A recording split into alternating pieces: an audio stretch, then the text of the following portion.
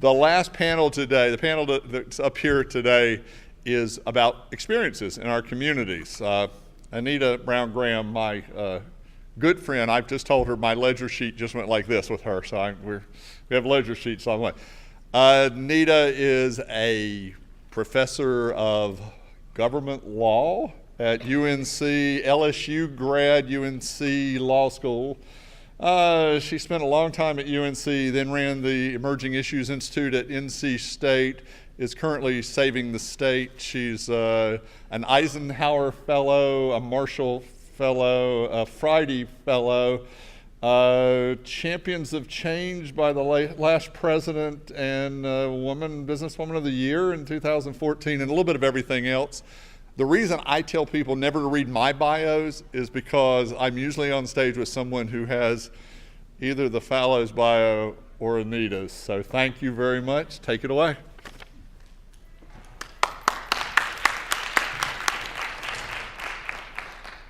I hope Ted doesn't think all that sweet talking is somehow gonna get him out of the doghouse with me. Okay, good. All right, as long as we're clear about that. All right, well, good afternoon, everybody. Oh, geez. You didn't have the coffee or the cookies or the what in the world? All right, I'm sorry, but you all already heard the only thing you needed to hear in my bio, which is I grew up in Louisiana. And in Louisiana, if we talk to you, you don't talk back to us, we take it personally. So I'm gonna try that one more time. Good afternoon, everyone. Yes. It was amazing to sit here and listen to the fellows talk about the bright spots they found all over the United States and talk about it from the perspective of outside in. And all of us know that there is something healthy every now and then when somebody comes from the outside and assesses what we're doing. It's equally healthy, I think, to hear about bright spots from the inside out. And so I'm really excited that we're going to end this afternoon substantively with this panel of leaders from 3 communities that really are presenting themselves as bright spots in workforce development.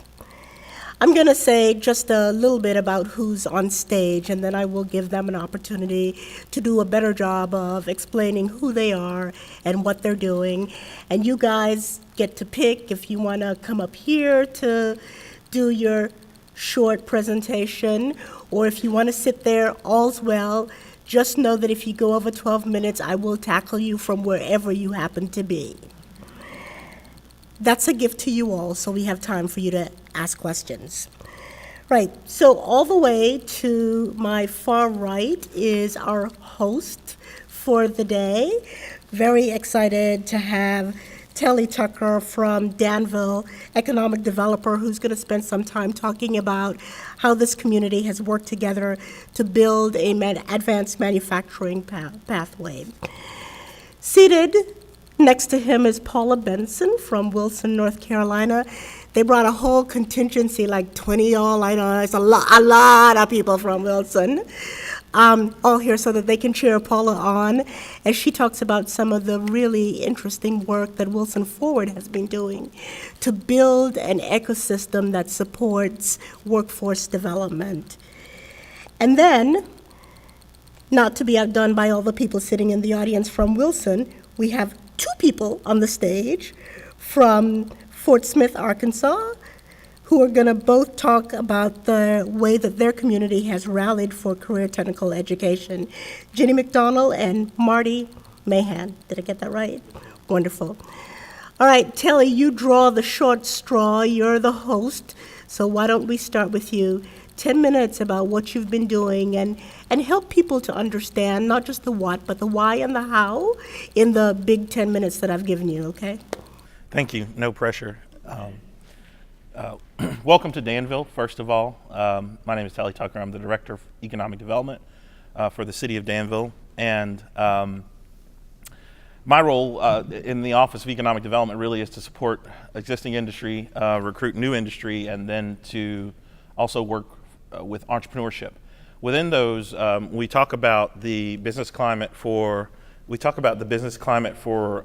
region for attracting new companies and helping existing industries grow and for growing entrepreneurship in the region. It became very important. One word we heard most frequently from industry as we traveled and spoke to a number of different types of businesses was this recurring theme of workforce. Particularly in manufacturing, this community has had a legacy of manufacturing that dates back to the 19th century, early 20th century, 1900s, and then well into the 21st century.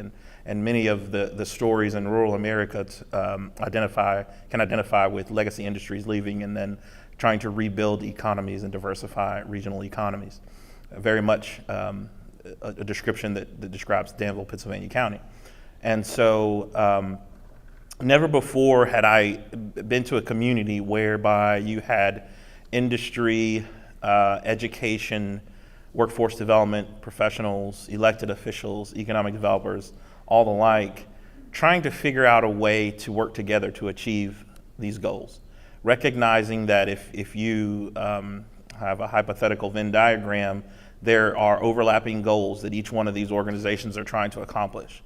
And so the strategy was that let's find a way that we can all work together so that, K-12 educators who are evaluated on standard of learning scores, test scores, can help achieve their goals of having higher test scores. And community colleges who many times are striving to increase their enrollment because that's how they're funded, we can help place students in that pathway that go through our community colleges while not saddling them with a tremendous amount of debt. And then we can also, through that program, help accomplish goals with our workforce development partners of providing more qualified, highly skilled workers that then become valuable to industry, to existing industry, and then become a recruiting tool for new industry. So that's kind of how those pieces fit together. And what you'll see on the screen is what we kind of defined as our pathway, what we call our workforce pipeline, if you will. And so I'm going to attempt to change slides and talk at the same time. But what we developed initially with many of those folks in the same room, we got superintendents from the city and county schools, county administrator, city manager, economic developers. We had higher education professionals, workforce development professionals, all sitting in the same room strategizing on how do we help each other accomplish these goals, which means we had to check egos at the door, we had to break down silos, and we had to talk about what our goals were and how we could work together to achieve them. One thing that I often talk about when you come from a rural community who's gone through a steep decline, population loss of industry, one of the, benefits of going through that is it requires people to then kind of say, let's work together, let's have a collaborative work environment to pull ourselves out of this. And that's, I don't know that happens in communities who haven't really gone through a tough time as easily as it does, and maybe I shouldn't say easily, maybe we don't have as many willing partners in communities who haven't gone through that difficult time. But we've found in Danville, Pennsylvania County, a group of strategic visionary leaders who really are supporting us in trying to help this vision come to fruition. And so what you see here is a three-prong approach, and if I could update this slide, I'd probably add a fourth. But let me start with these three.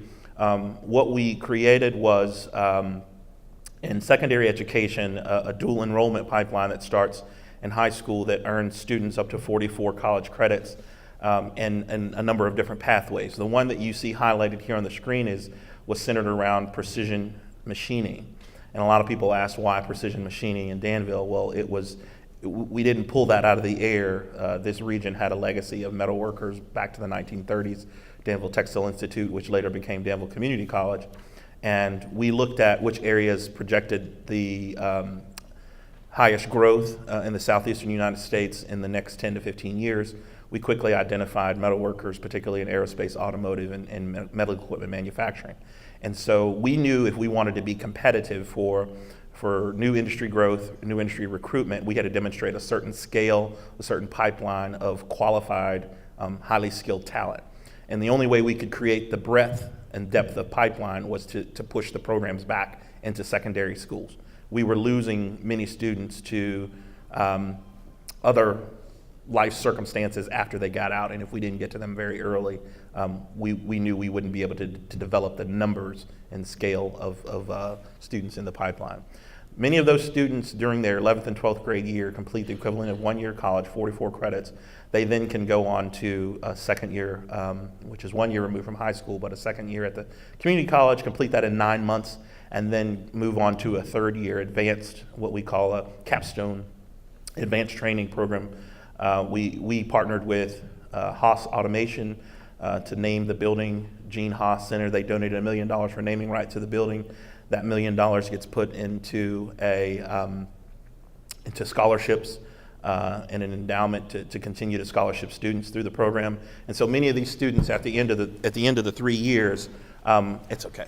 At the end of the 3 years, they are 20 years old.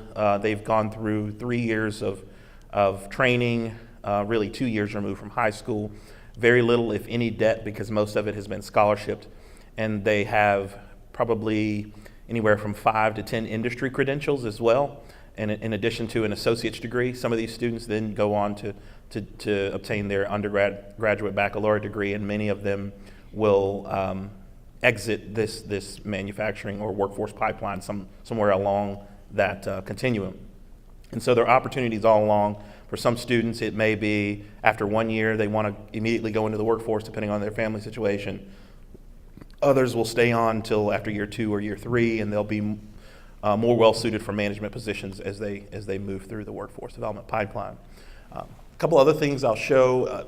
One of the things that was really important, these are images taken right from 2 of our local high schools, right in Danville, Pennsylvania County. The programs, we had to change the perception of manufacturing in our region. We often thought, I think the previous generations often thought of manufacturing as dark and dirty places that one of my friends and colleagues says looks like something a cat spit up. I apologize if anybody just ate, but we had to change the perception that there's a future in manufacturing. And when industrialists or when a student looks in the window of a training facility, they need to see relevant technology. They need to see something that looks like there's a future in this for me that encourages them. And so bright spaces, natural light, white epoxy floors, the latest technology is what our students are being trained on. And so one of the first things that I did when I came into City of Danville as an economic development initiative was I requested $1.6 million of economic development incentive money to put a new machining program in a high school. And some of the looks probably that you're giving me now are some of the same ones I saw from Danville City Council when I asked, because they said, why on earth would you want to take $1.6 million of economic development incentive money and put that into a workforce development program? And the answer was very simple. That's the best incentive we can provide, is a highly skilled, highly qualified workforce. One of the colleagues that we consult with is a gentleman named Tom Lohr, who's a retired executive vice president from Rolls-Royce Aerospace. And he was posed the question, and a fair question, a really good one: what happens if we train all these students and they move elsewhere and they go find jobs in the big cities and we essentially I guess encourage more brain drain from our community? And his answer was pretty thought provocative. He said, well, what if you don't train them and they stay? And so, the thought process being, there are a lot of worse ways you can invest your resources than training and investing in your young people in your community and your workers in your community. A couple other images I'll share, and I'm being cognizant of my 10 minutes. This is a second year program. Some of the skill sets that students are learning at Danville Community College. The third year program that I mentioned, the Gene Haas Center for Integrated Machining. This is right on this campus. It's the rear building, and I would encourage you, if any of you have time, to maybe walk through and see some of these spaces and see some of the students working. It's something really to be proud of. I was just speaking with our colleague up here from Fort Smith. They brought an entire group through to kind of tour this and see what Danville and Pennsylvania County was doing to encourage more students getting into this manufacturing pipeline and how we use that to support industry. One of the things that's really important, this is a picture of the shop floor in the third year program. So you remember what I talked about changing perceptions. We had to change perceptions not only for students, but for parents. We had to change perceptions for teachers, guidance counselors, principals, superintendents, and the community. We held one of our city council meetings on the shop floor because they needed to see what was going on in these spaces. They needed to see the technology, and they needed to recognize the opportunity. And in many cases, and I don't know if this happens in your community, but I think we preach and preach and preach, and we talk to folks, but many of the people or stakeholders in the community don't actually get involved and actually see the spaces and understand, have a greater understanding of what's going on. And so this is, a lot of people will ask us about how we came up with the skill sets, with the curriculum that was developed, and we did that in partnership with a lot of our industry. So it wasn't the folks in academia telling industry what they needed. It was really us listening to industry and saying, here's the gaps that we are finding now from the employees that are coming in from a four-year institution or from a community college. They have these skill sets, but here are ones that are missing. And if you can help us create a new program, this capstone program that really helps fulfill some of those gaps, then this will be a really valuable employee. And let me just kind of show you some of the workforce development partners that we have here. I'm jumping, I know. But these are some of the names of the folks that sit on an advisory board that after every year, they come back in, they say what's working well, what needs to be improved, how can we tweak it to make it better. And oh, by the way, many of these folks that have decided to partner, some financially, some with equipment, some in other ways, they have access to the finest students that come through here. They kind of get first dibs many times because they start recognizing the students that are performing well while they're in the program. So there's an added benefit to industry wanting to be involved as well. And we're very proud that there's been 100% placement in the students who've gone through this program so far. And to date, our goal has been to have more than 500 employees in the pipeline total. Currently, we're at about 350. This slide probably needs to be updated as well. And we are in the process of replicating this pipeline across 5 different subject matters. So this represents precision machining, but we're also doing the same thing in IT software development, cybersecurity, robotics, automation, welding, industrial maintenance, mechatronics as well. So those are kind of our 5 areas of focus. We recognized we couldn't be all things to all people. We wanted to be extraordinary at a few things, and so one of the most difficult decisions is when you invest in certain programs, you have to decide not to invest in others. And that's not always a popular thing politically in a community. But it's one that we've gotten tremendous leadership and support from our elected officials to move down this pathway. So with that, I think I will stop running my mouth and I will let us move on. Good afternoon. At the risk of disappointing my friend Dan Gerlach in the back, who just told me that the entire reputation of our state is sitting on my shoulders as I sit up here, I am going to at least start. If I had a picture of Wilson up behind me, it would show you some of the things that indicate to you we do recognize some significant assets we have in Wilson. Some are obvious. I think one of my colleagues from Rocky Mount indicated that they were closer to the beach than the western side of the state, so are we. However, from a geographic location, we are close to beach and close to mountains, which is certainly appealing. From a community perspective, we have tremendous infrastructure. We have a very strong water supply in place. We have community broadband that can certainly rival any of that available in any community. And we have proximity to an international airport and a very strong highway system. So we have a lot of great things about our community.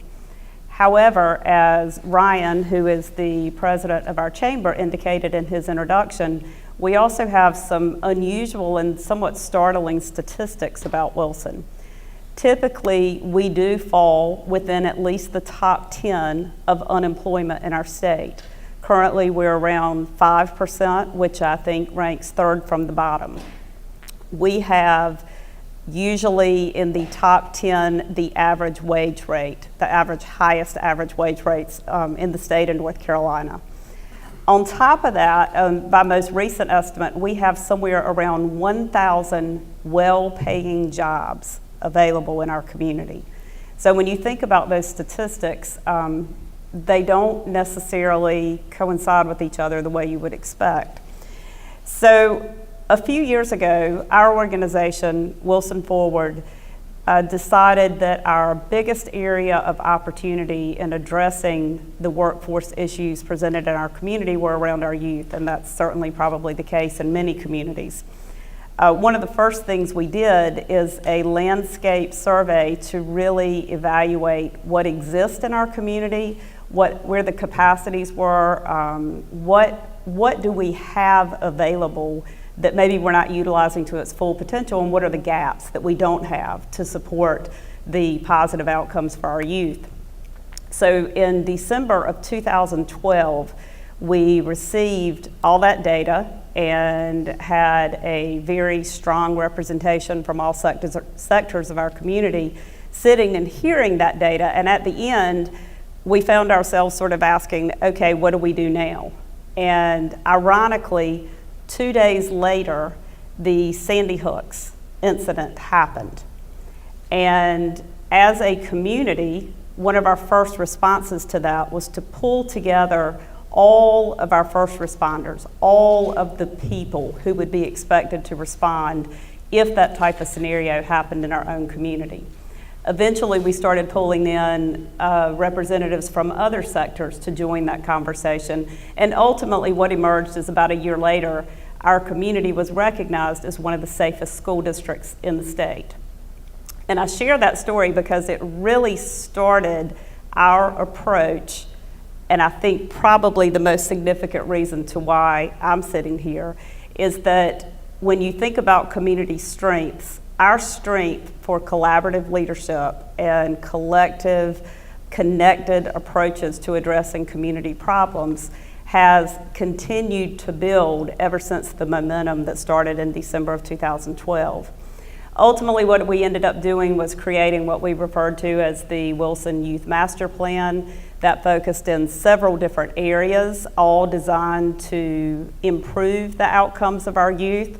And I'm going to share 2 to 3 things that we did in that plan that have already shown an impact and certainly demonstrate the power of pulling together leaders from all different sectors.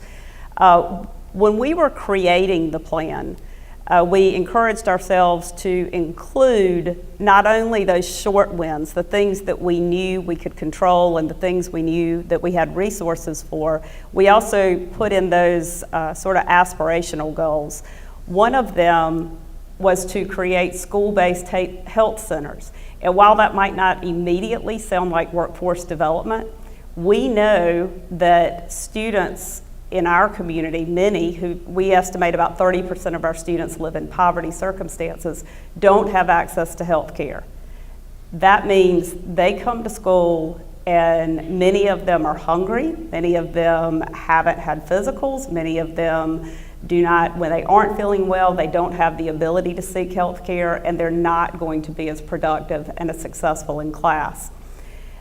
We visited some community-based health centers, designed a plan, and fortunately, with the support and participation of our local healthcare foundation, who's represented in the room, we were able to fund now 2 school-based health centers, and we're already seeing tremendous differences in the way our students are performing and attending school.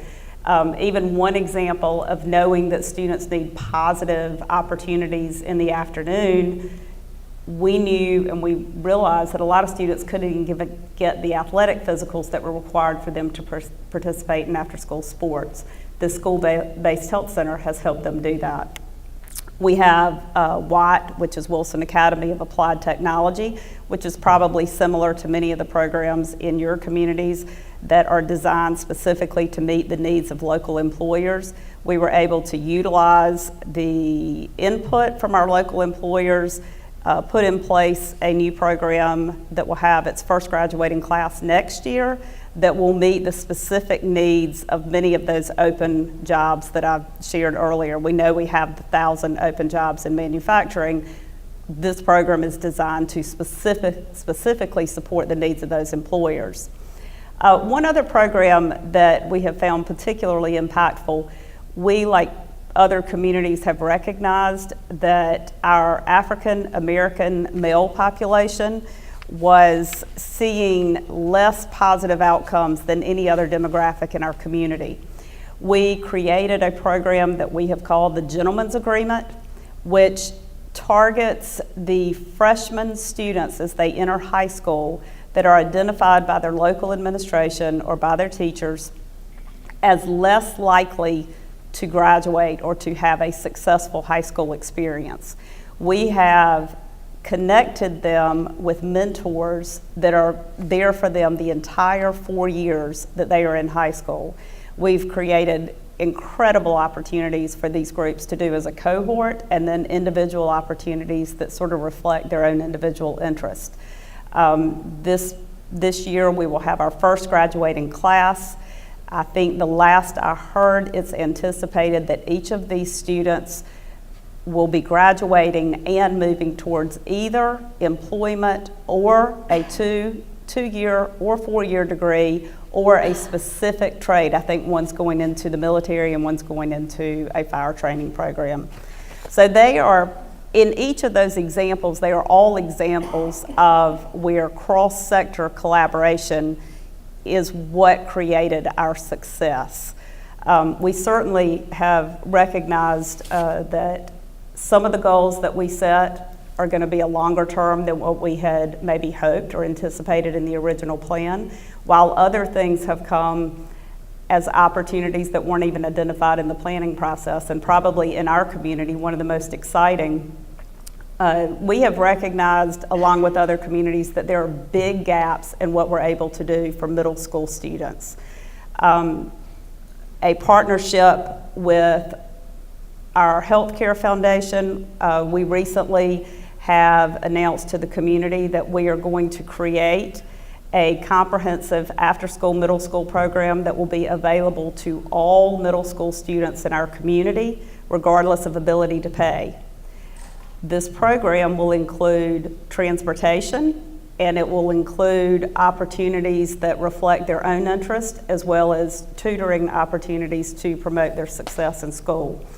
So while this program wasn't identified in the original planning process, the development and the success of it is going to be completely dependent on community partnerships that were well established in that original plan. We also... Paula, yes. I'm going to stop Thank you you. because I've seen the Wilson 2020 Youth Master Plan, and you're on innovation number 6 of 674. I think that was more than my 10-minute warning. Let's hear from our friends from Fort Smith. Good afternoon. My name is Marty Mahan. I'm Assistant Superintendent of HR and Campus Support. And this process we're going to talk to you about today briefly, and also share some videos that really will sum up the whole process and the change that we're seeing and being a part of in Fort Smith. Will come shortly, but it all began about 2 years ago. A business leader invited us to come to Danville to look at this model. And Mr. Tucker referenced that earlier. Look at the model of advanced manufacturing and the innovative ideas that were taking place here. Fort Smith is a city of about 80,000 people. We have 1 in 5 jobs that are in clean manufacturing, advanced manufacturing. We have 2 major hospitals with lots of options with healthcare employment, and we also have a hub in the River Valley for logistics or IT, and also an hour north of us in Northwest Arkansas is another huge hub of logistics and IT. So there's kind of a perfect storm with great leadership from our school board and our superintendent with a vision of a college and career-ready student that walks across the stage. And that we kind of hit a perfect storm with community members that were looking at ways to create pipelines to meet those 3 areas. And all of these things kind of hit at the same time. And I will pass this off to Dr. McDonald, but the amazing thing that I hope you'll see is a community that came together, all partners, including our board, our superintendent, our community leaders, our parents, our students, our elected officials, with one common goal, and that was to make sure we were meeting the needs of our students and our community. And with that, I will pass this off to Dr. McDonald to continue that. Okay. Well, as Mr. Mahan said, that started with a group of 32 that identified the important things to our community, and these 32 people represented everybody from parents, community members, industry members, administrators, a wide range of stakeholders. And then once they identified those, then the ones that we're here to talk about today are certainly career and college readiness. So there were additional action teams that were created. Once those teams did research within the community, they identified actions that we needed to take in order to make things better for our students. So the video that I'm going to show you is what happened at the very end.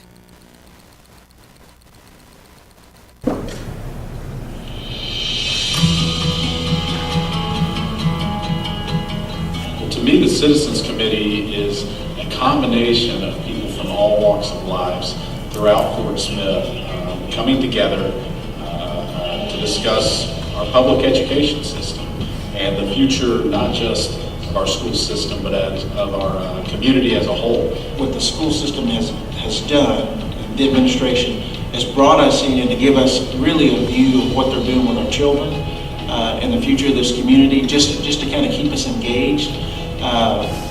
So that we understand as they make decisions how and why they're making those decisions.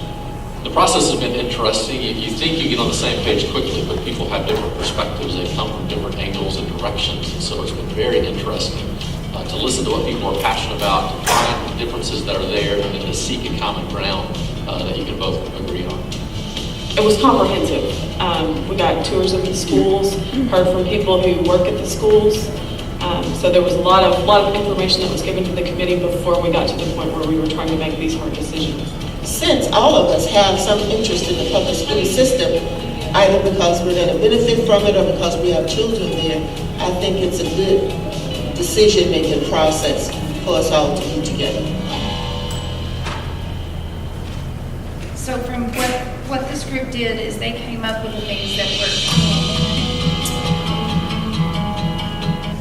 This group came together with the things that were to be presented to the board. So, let me see, go back to my notes. They had a spokesperson that came, and the board listened to everything that this committee wanted. And from that presentation, the board worked with the district administrators to come up with a proposal that we could then take to the community and something that the community could support. But through this process, the trust that came from all of these different people into one common purpose, and that was making our community better and education for our children. And I would add that when you look at something, this is a video that kind of gives you a very brief summary, and there'll be another video. But I would add too that when you look at this, you'd kind of not get the whole story if you didn't realize the amount of engagement that we had, the amount of commitment we had from all stakeholders, and the amount of labor-intensive work that they did. They took a very wide vision, and they distilled it down to the top priorities for our community and our students. And it wasn't a one-time meeting. It wasn't a two-time meeting. It was meetings over several months to make sure that we had a plan that everybody had bought into, that everybody had ownership of, and that everybody believed was the right pathway to making sure we created a student that was geared to be successful in whatever endeavor they chose, a career right out of high school, or career in college out of high school, or college that prepared them for a career out of high school.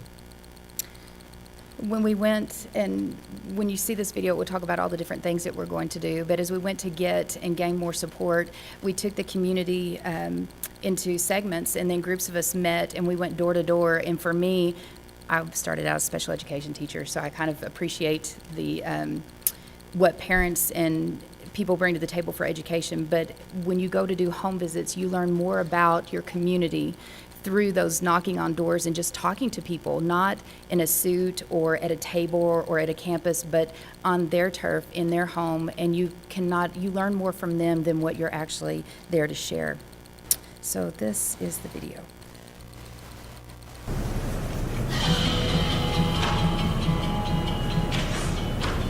From unmanned aerial systems programming to the unforgettable kindergarten trips to the farm, the Fort Smith Public School District provides incredible opportunities and strong instruction. We are a school district where innovation creates excellence every day. Almost a year ago, students, teachers, parents, and community leaders began developing a 5-year strategic plan, and a citizens committee immediately began setting priorities for improving and expanding opportunities for all students in every school. They identified projects they believed were needed for Fort Smith Public Schools to obtain premier standing. A millage proposal was developed that would fund these projects if approved by the voters. That well-maintained and clean, district buildings were not designed for current technologies, modern learning spaces, or security needs. The Vision 2023 strategic planners and citizens committee members want to protect our most precious assets, our kids and our staff. Improved exterior lighting, a secure entry, a secure access system, and alarm upgrades, as well as additional features like 2 tornado shelters at each high school and permanent walls and open space would enhance campus security. Recommendations from Vision 2023 planners include improved access to career planning and development and skills training and technology for high school students. Designed to complement industry and higher education partnerships like the Western Arkansas Technical Center, an expanding program of career and technology education would be aligned to the immediate and future needs of local industries and prepare students with skills to enter the workforce. Today, high school students can graduate with concurrent credit and internship experience. As the CTE program grows, students will be able to include more college credit, industry certifications, and real-world skills to brand new resumes. Increasing classroom capacity can enhance the quality of education at all levels and address issues that force the transfer of students outside of their neighborhood school. The proposed millage includes funding for major modifications and additions of modern learning spaces to high school campuses that would position the school district to use its human resources and buildings with greater efficiency. Using the state-recommended grade configuration would improve graduation rates, increase access to current career tech programs, concurrent credit opportunities, and provide earlier access to career planning, fine arts instruction, and other skills-based programs. The proposed millage includes an increase of annual funding of a little more than $70 per student. One-to-one technology ensures that students have access to tools necessary for developing world-class skills and learning how to be ethical and productive digital citizens. One-to-one technology provides opportunities to prepare for entry into 21st century workforce, access to world-class electronic resources for all students, powerful tools to create products that reflect their learning, and it extends learning beyond the school site and school day. Renovations would enclose open space areas and add secure entries. These renovations would help the district adapt to ever-evolving instructional programming, as well as help the district reduce utility costs and other expenses over time. The work of Vision 2023 planners and the Citizen Committee continues to focus on the needs of each child in the Fort Smith community. The costs are recommendations for improving safety and providing access to innovative programs, new technology, and modern learning spaces in the millage proposal is about $9.26 per month for every $100,000 of property value. Election day is May 22nd. Early voting begins on May 7th. Find out more about Millage 2018 under the Our District tab at fortsmithschools.org. My name is Will Robinson, Senior Class President, Class of 2018, Southside High School. And it passed. 68% to 32. Our work is, we're continuing to work. We've worked all summer, and we're working with our higher education partners, and we're working with the chamber and industry members. We've had to accept our current reality of the percent of students that are going to college and the ones that are not going to college, and what are we doing to help those students. And it's really driven our conversations around advanced manufacturing, IT, and healthcare. We've had to clean our own home, so to speak. We've had to go in, as Mr. Tucker alluded to, and give a hard look at those programs that are not producing the credentials or certifications that we need.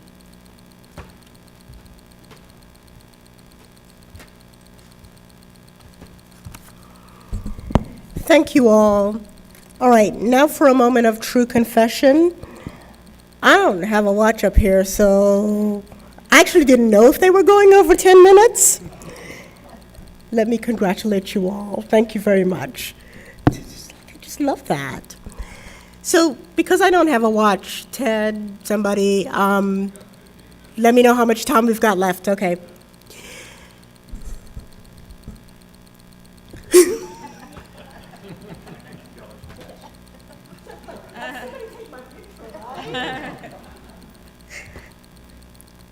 All right, I'm going to ask you guys a couple of questions. If you all have questions, please just come on up to the mic. All right, first question.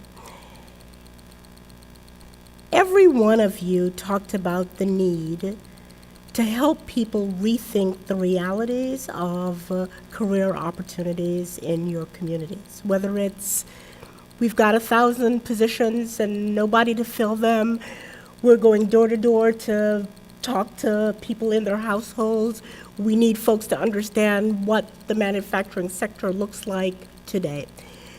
Just really quickly, because there are a bunch of people who would think to themselves, there is so much information out there. Why is it that students, parents, advisors seem disconnected from the realities of work as we now know it versus work of a century ago?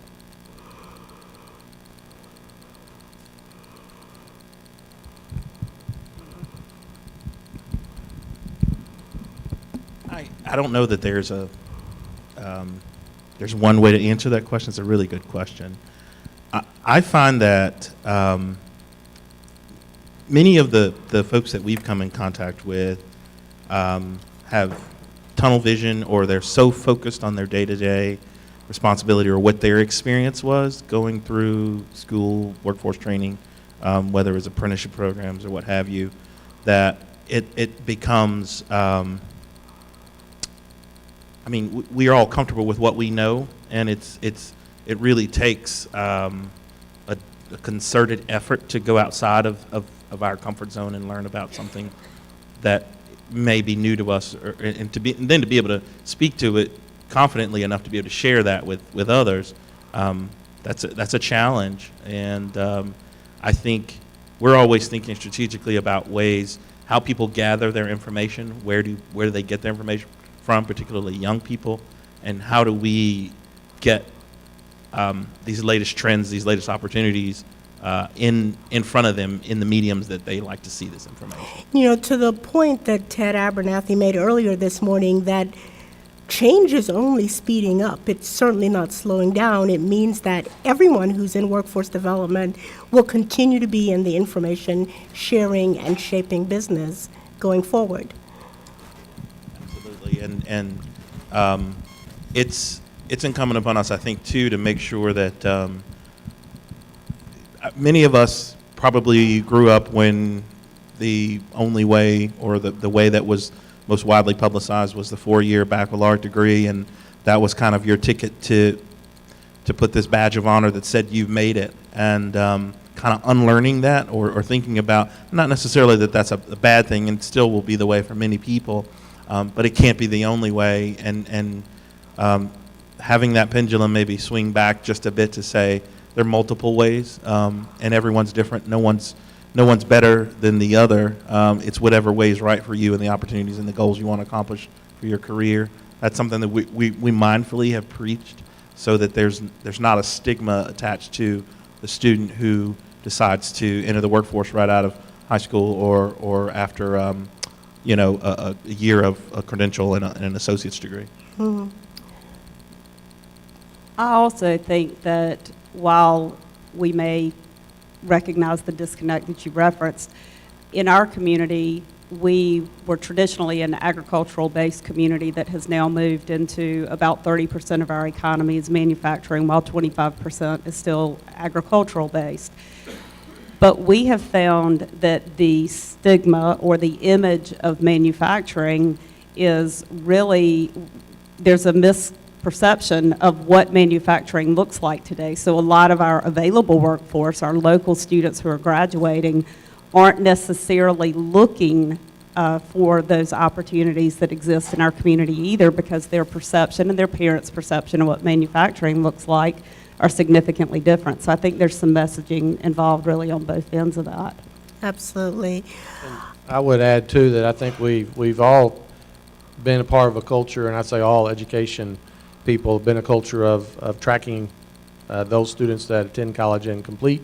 As a matter of fact, I don't know what number Arkansas is, but I know not too long ago states were making decisions based on the percentage of the population that had a bachelor's degree and ranking states accordingly. And I think we created a situation where we have a lot more people with bachelors, but they don't have a training, or they don't have the capacity to jump into a career. So I think now that we're getting educated from our business owners, our community leaders, our people that are saying they don't have employees, I think we will probably look at a shift in looking at percentage of college graduates, because I think they're still important, but look at a shift to maybe tracking the percentage of high school graduates that are career ready or college ready, and also that they can jump into a career. And I think also I think that we should compliment the business owners and community leaders, because a lot of them are creating an educational system where they're letting parents know, okay, if they're career ready when they come out of high school, let us pay their college, let us do the training,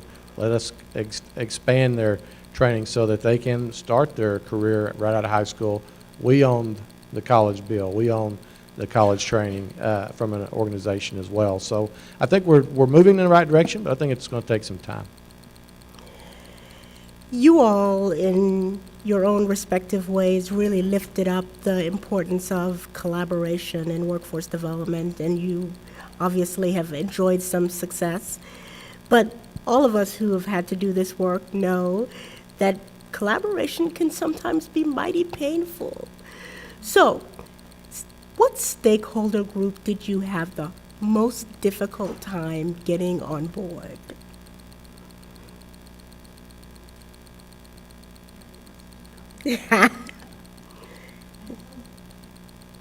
I don't know if there's any one group that's harder than another, but I think that each in our own areas, we have our own set of vocabulary and our own set of rules and what we think might be our own set of priorities. And being able to put those aside is difficult for any person. But there has to be one in the group that facilitates it to bring us all back to the children and the agenda of why we're trying to meet. That didn't really answer your question. But it was a really politically astute answer, I must say. I don't think that I could say that we had one group that was more difficult. I think we've always had a great relationship with UA Fort Smith. They've been a collaborative partner that we've all been on the same page. They've offered a Western Arkansas Technical Center that's very robust for years. So I think that in the educational arenas, we've been very good. I think we've had advisory committees that, quite frankly, aren't just really good. But I think over the past couple of years, we've seen an increased engagement from those in our advisory committees, because they are seeing positions they can't fill, and I think they are more engaged than ever before. I think the biggest challenge, I think all of us would agree, is what Mr. Tucker said. We've got to change the parents' mindset to what opportunities their students have and move them in the direction of technical jobs. Even we've talked about just rebranding the name. We shouldn't have to get rid of the word technical, but there is a stigma sometimes to that word. It needs to be on the lines of like School of Innovation or collegiate studies, but things where parents can see that it is really a very, very admirable profession and very good paying jobs that we're trying to equip their students for. Interestingly, the family support systems were one of the first that came to mind, and the ones that we sometimes have the most difficulty engaging. And many times it's because they are juggling multiple jobs, they have transportation issues, they have tremendous stress in their house, and we have trouble getting them there. From a sector perspective, we have very, very strong collaboration between our government, our business, our educational sectors, and nonprofit. But one of the areas where we find ourselves struggling is actually in the faith community and getting them connected to our work. We recognize that many of those that we are trying to serve, many of the communities we are trying to serve, some of the strongest relationships actually exist within their faith institutions. And faith leaders are tremendously challenged in serving the community of their church, and we sometimes have trouble getting them engaged in some of the initiatives we're trying to push forward, particularly with our youth. Yes, ma'am, we'll take one question.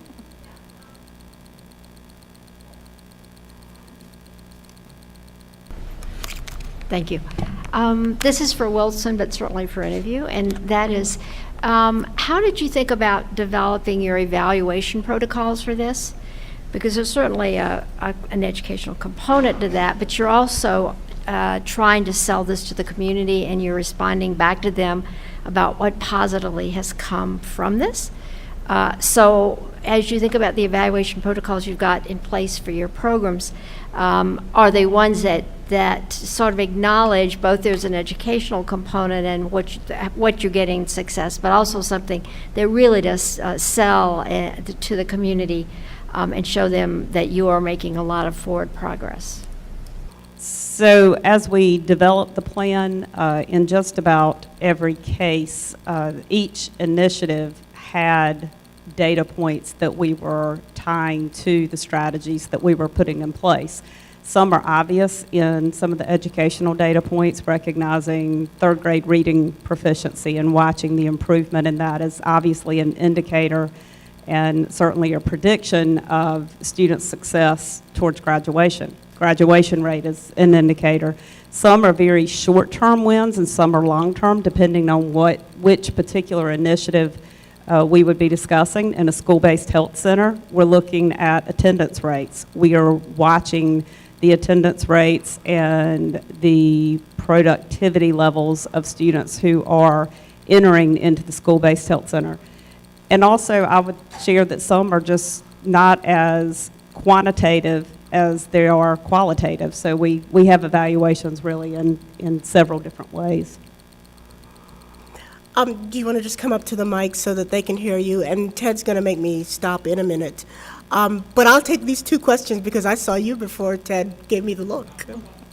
Quick question. So you've all talked about what you're doing, and it's quite impressive, but I'm interested to understand a little bit more about how and really the environment. What did it take? Without X, your organization wouldn't have been able to do this type of innovative work or be the gazelles, the innovators that you are. What does it take for an organization to be able to take the risks and work in different kinds of ways than you have in the past? Let me ask the folks from Fort Smith to take that question so that we'll be able to take one more. Well, it started with our school board. They essentially are out front and center, and we work at their pleasure. So the risk that they were willing to take and the support that they were willing to provide and the financial part of that and the time away was really the catalyst in being able to make this happen for us. Yeah, I would add that the school board has the pulse of the community, and they were hearing some things that we need to do differently along the lines of employment. And then also we had some community leaders that work in advanced manufacturing that really challenged us to look at new options for students and new pathways for students. I heard a lot of what Mr. Tucker said. They wanted students and families to see that manufacturing was not what they thought it was. They wanted to see the value in that training and those credentials. They wanted to see parents and students know what their annual income would be in these corporations, and also what their trajectory would be in advancing in degrees as well. I think in every community it might look a little different. There's no one game plan that works for every community, but I think what we would all agree is there have to be champions. Sometimes they come from the school system, sometimes they come from private industry, sometimes they come from workforce development, sometimes they come from economic development. But all of you probably recognize in your communities who some influential leaders are that you really need to have behind what you're trying to accomplish. And if you can get some of those really influential leaders to understand the vision of where you're trying to go, they help bring other people along. It looks a little different in every community, but that would be my advice. Definitely try to find out who those really passionate champions are, and then connect with the influential leaders in your community that can bring some other folks along. Very impressive, everything that you've done. I'm just really eager to take it all back. It's wonderful. But here's my question, and it sort of builds on something that Ted said earlier this morning, or whenever it was that you did say it. I'm losing track of morning, noon, or night. But it's still, there is an implied that there is a school to work sort of movement. Now, it's not necessarily college, it's improving, but it's still a school to work frame of reference. But from what I see, with the sort of exponential changes in technology, that's not really the choice anymore. The choice is, how do you continue to learn throughout your career? It's not job to career, it's, learning and then career. It's always learning and always changing. So how will what you've described, which is the best, from what I can see, of school to work, how will you evolve, or will the system evolve, again, to a 21st century sort of relevant frame where workers are learning and have accessible to them in real time, all the time, opportunities to learn and advance their skills? What's it look like? And how do you move from where you are to that? I'll start. I'll give you an example. And we have a brand new $3 million welding building that we partnered with Lincoln Electric to build on the Danville Community College campus. Inside every booth is a computer, essentially, where students, if they need to be refreshed on how to look at an instructional video, for example, instead of having to have a teacher at every booth, that computer is right inside the booth for them. And so recognizing that this generation coming up now is far more familiar with technology than any other previous generation, giving them an opportunity to continue to interact and to continue to look for new ways of doing things. Similarly, we challenge them in the third year advanced training capstone to be problem solvers and to think of ways of improving processes to be more efficient, to drive more profitability for the companies. And so it's less about learning a skill at the advanced training level and much more about how you think creatively about improving a process and become more efficient. And it's amazing how you can take, like giving a student in the capstone program a project that a real industry is facing out here, and they work, they have employees working 2,080 hours every year, and they couldn't come up with a solution, but students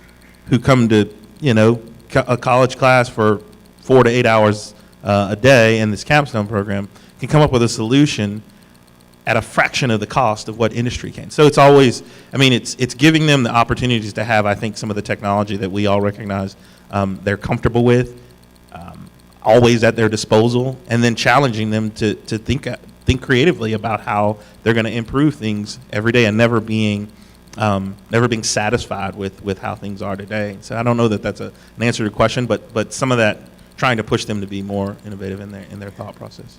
I love the fact that this final question left us thinking about the next frontier, which is creating so many more on and off ramps as people find themselves needing to upskill and reskill on a continuous basis.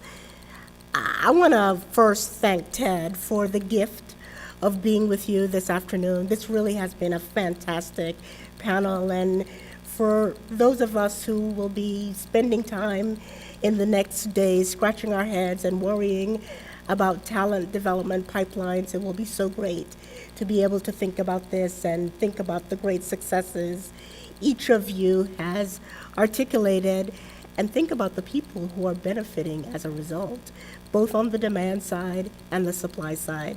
So thank you for the inspiration. I started by saying I was a girl who grew up in Louisiana. We started at 4:05. I'm ending, according to this borrowed watch, at 5:05, because the other thing you learn in Louisiana, do not stand between people and their drink. Thank you.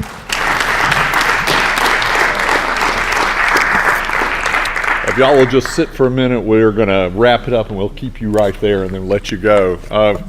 So to your question long term, think about what comes when you get blended homeschool with e-learning, with knowledge gamification, with teen workspaces, and think about 20 years from now whether or not we'll actually be sending kids through the school system the way we do today. I mean, it's 20 years is forever from a technology standpoint. I hope tonight at dinner you'll spend some time doing the different things that you do when there's a bar, food, friends, and new, very provocative people thinking. I hope you'll spend the time doing that.